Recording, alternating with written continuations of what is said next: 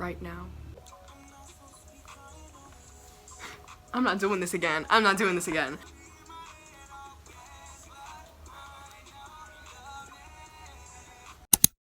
Hello everybody, welcome back to my channel. I have seen this readathon like 2 times, and the first time I didn't know what it was, but now I do, thanks to Zoe's video. So thank you for posting that video because I'm excited. Oh, I didn't look up the authors before this.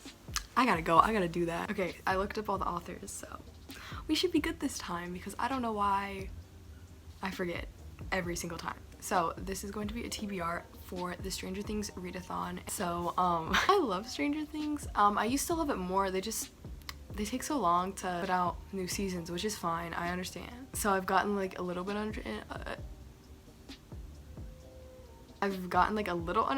but like clearly I kind of like them. Oh my god, the book is trying to kill me. Okay, so in this readathon there are 3 different teams, and based on the amount of prompts you complete and page numbers, I think that's it. Basically, you just try and win for your team. This takes place all of September. That's the only reason I'm doing this, is because I thought it was a week-long readathon, and I cannot do any more of those right now because I'm currently in a week-long readathon and I should be reading, but I'm not. I picked Eagle's Nest, which is one of the 3 groups that you can be a part of. I picked this mostly just because apparently this needed more people, so here I am. And you could have picked from any of the prompts, so it didn't really matter. But I picked 2 from the one I'm in, 2 from a different one, and 1, I think, from a different one. That is not 6, though. Oh no, there's 3 from the one I'm in, so majority, we're fine. Okay, I'm gonna quickly speed through them so you know which ones I chose out of all of them, which I will also have them in the description box, but if you don't want to read them, then just listen for a moment. Okay, for Scoops Troop challenges, it is Dustin, read a sci-fi book. Erica, read a middle grade book. Robin, read a book featuring a female-female relationship. Steve, read a popular book. USS, oh, what is that? I haven't watched it in a while, what is that? USS Butterscotch, read a sweet contemporary book. And the last one for this one is Starcourt Mall, read a book you bought or received recently. GRISWOLD, what is that? GRISWOLD family. First is Max and 11, read a book featuring a strong female friendship. Nancy, read a nonfiction book or a mystery novel. Jonathan, read a book with a picture-perfect cover. Mike, read a book that has a soft boy character in it. Will, read an underhyped or underappreciated book. And then Lucas, read a book with a black main character or written by a black author. And then Eagle's Nest is the last one. And Murray, I'm gonna call him, what do I want to call him? Murray. We're gonna call him Murray because I don't remember. As I said, I haven't watched this in a while. Okay. What did I just say I was gonna call him? Murray. Okay. Murray, read a book featuring a hate to love romance. Joyce, why are all these magnets losing their magnetism? Read a book that you've always felt drawn to. Hopper, I want you to feel like this can still be your home. Reread a book that feels like home. Alexi's Cherry Slushy, read a book with red on the cover. Summer Carnival, read a fun fantasy book. And then the last one is the Upside Down, read a book that's outside of your comfort zone. So I picked 6 of these, as you already know, I already said that. Let's just get into my actual TBR because I've been talking for a little bit. For the first one that I'm going to be doing is Murray, and that is read a book featuring hate to love romance. Of course I had to pick this one. It's no surprise. It is no surprise. And that is going to be Sorcery of Thorns by Margaret Rogerson. Oh my gosh, I said her name right without looking. I am evolving. I've been needing to read this for a long time. I just usually don't pick up standalones, but recently, like this month, I think I've read a lot of, no, not a lot. We're not gonna say a lot, because I don't actually remember how many, but it feels like a lot, because it's probably 2. This is a Beauty and the Beast retelling, because like that's all I read, it seems like. Actually no, I probably have read 2. See, I need to stop. So yeah, I kind of just like retellings. So this book, should I just read the back? All sorcerers are evil. I literally cannot read the first word. Okay. Elizabeth has known that as long as she... What? Oh!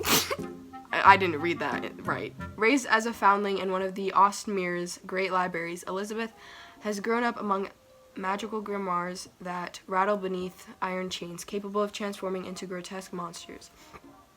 Oh! Okay.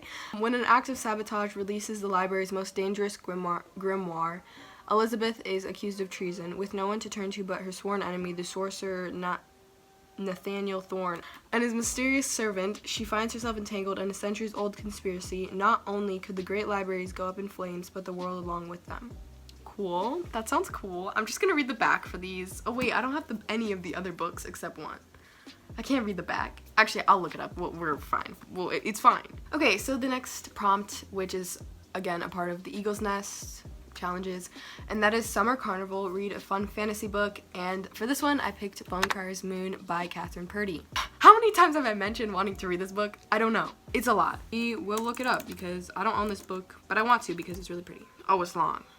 It's fine. It's fine. Well, come on, let's do this. Let's do this. Okay. Bonecryers have a sacred duty. They alone keep the dead from preying on the living, but their power to ferry the spirits of the dead into Goddess Alara's night heavens or Tyrus's underworld comes from sacrifice. The gods demand a promise of dedication, and that promise comes at a cost of the Bonecryer's one true love. I didn't understand any of that. Let's just hope I can understand the book. Stop. Why is it so bright? The third one is Alexi's Cherry Slushy, and that is read a book with a red on the cover. My two options were Vicious by V.E. Schwab and Wicked Saints by Emily A. Duncan, and since Wicked Saints was on my TBR for August and I didn't read it, we're gonna do that for this readathon because I really need to read this book. The only thing that is red is the name of the author and then a blood mark, and let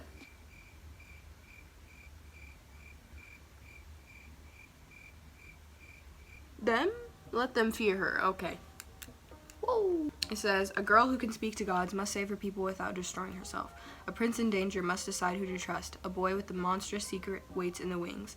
Together they must assassinate the king and stop the war. So that is it for the Eagle's Nest group. This is the only prompt that I'm going to be doing from the GRISWOLD family, and that is Lucas. Read a book with a black main character or written by a black author. And oh my gosh, I'm so excited for this book. It is A Song Below Water by Bethany C. Morrow. There's a black main character, and the author is black as well. So I will read the description. Tavia is already at odds with the world, forced to keep her siren identity under wraps in a society that wants to keep her kind under lock and key. Never mind, she's also stuck in Portland, Oregon, a city with only a handful of black folk, and even fewer of those with magical powers. At least she has her bestie, Effie, by her side as they tackle high school drama, family secrets, and unrequited crushes. Oh, they're in high school? But everything changes in the aftermath of a siren murder trial that rocks the nation. The girl's favorite internet fashion icon reveals she's also a siren, and the news rips through the community. Tensions escalate when Effie starts being haunted by demons from her past, and Tavia accidentally lets out her magical voice during a police stop. No secret seems safe anymore. Soon Portland won't be either. That sounds really good, and I'm so excited for this. And super short, like, it is 288 pages. The last group is Scoops Troop, and the prompt is Starcourt Mall. Read a book that you bought or received recently. And for this one, I'm gonna go with A Curse So Dark and Lonely by Bridget Kemmer. Firstly, Beauty. Probably one of my favorites that I own. I don't know, I just really like it. With like the glossiness, you cannot see it. I don't have my ring light. And honestly, I'm kind of loving it. You can't see every red spot on my face. So, okay? So that's why I like it. Okay?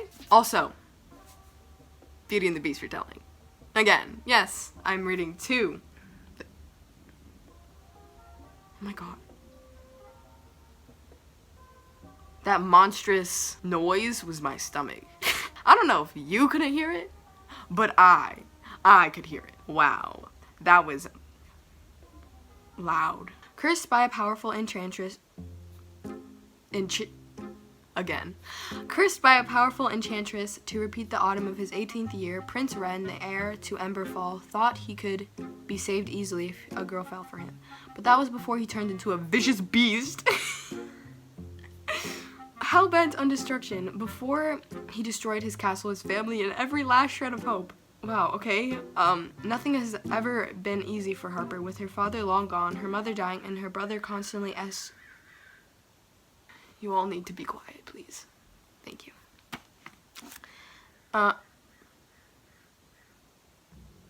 Oh my god, my stomach again. And those crows. Nothing has ever been easy for her.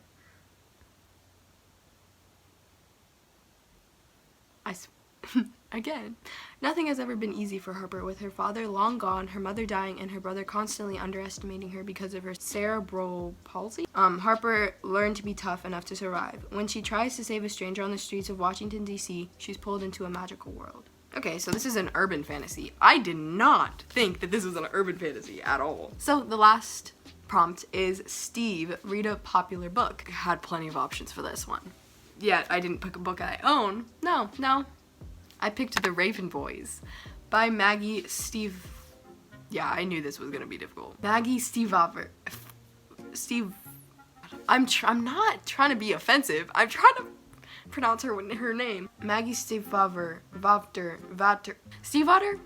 Maddie Stiefvater. Maggie Stiefvater. Wow. It is freezing in the churchyard. It is freezing in the churchyard even before the dead arrive. Every year, Blue Sargent stands next to her clairvoyant mother as the soon-to-be dead walk past. Blue herself never sees them, not until this year when a boy emerges from the dark and directly speaks to her. His name is Gansey, and Blue soon discovers that he's a rich student at Aglionby, the local private school. Blue has a policy of staying away from Aglionby boys, known as Raven Boys. They can only mean trouble. Okay, so let's just quickly say them. I have Sorcery of Thorns, Bonecryer's Moon, Wicked Saints, A Song Below Water, A Curse So Dark and Lonely, and The Raven Boys. So that is my Stranger Things Readathon TBR, and I'm super excited. Also, I think I'm going to vlog this. It just won't be daily vlogs, I don't think, like the Reading Rush, because I'm not gonna read these. Oh my god, did you hear that voice crack? Oh my god, that was terrible. Okay, is because I'm not going to be reading these once every day because I have a whole month. I'm not going to do that to myself. I'll probably do like a vlog of it and then post it at the end of the month. Okay, so I'm going to actually have to film another video right now because I'm trying to pre-film some things before school and have them like fully edited. I will see you guys in the next video, whenever that is. If any of you guys are also doing this readathon, if any of you guys have posted like a TBR for the Stranger Things Readathon, let me know so I can go watch your video. Even if you haven't posted them, just let me know what your TBR is. And I will see you guys in the next video. Goodbye.